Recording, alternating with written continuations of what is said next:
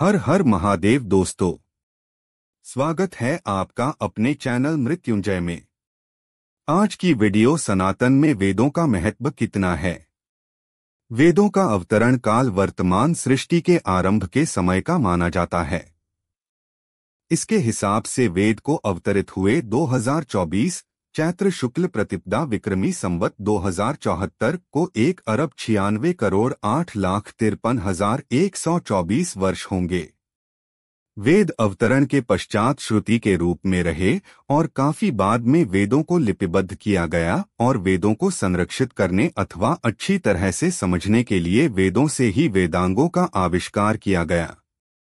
इसमें उपस्थित खगोलीय विवरणानुसार कई इतिहासकार इसे 5000 से 7000 साल पुराना मानते हैं, परंतु आत्मचिंतन से ज्ञात होता है कि जैसे 7 दिन बीत जाने पर पुनः रविवार आता है, वैसे ही ये खगोलीय घटनाएं बार बार होती हैं, अतः इनके आधार पर गणना श्रेयस्कर नहीं।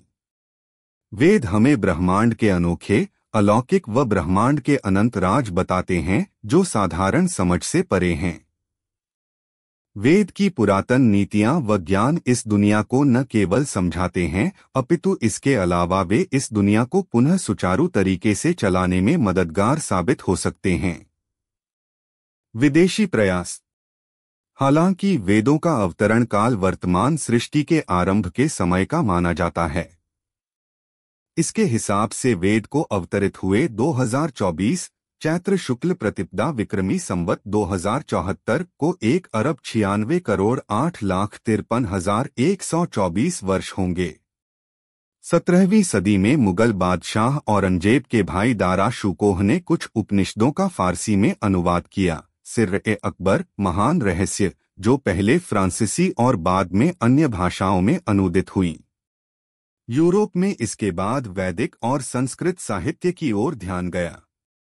मैक्स मूलर जैसे यूरोपीय विद्वान ने भी संस्कृत और वैदिक साहित्य पर बहुत अध्ययन किया है, लेकिन यूरोप के विद्वानों का ध्यान हिंद आर्य भाषा परिवार के सिद्धांत को बनाने और उसको सिद्ध करने में ही लगा हुआ है।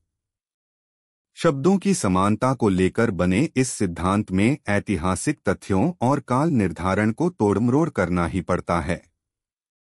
इस कारण से वेदों की रचना का समय 2014 से 2024 ईसा पूर्व माना जाता है, जो संस्कृत साहित्य और हिंदू सिद्धांतों पर खरा नहीं उतरता। लेकिन आर्य जातियों के प्रयाण के सिद्धांत के तहत और भाषागत दृष्टि से यही काल इन ग्रंथों की रचना का मान लिया जाता है।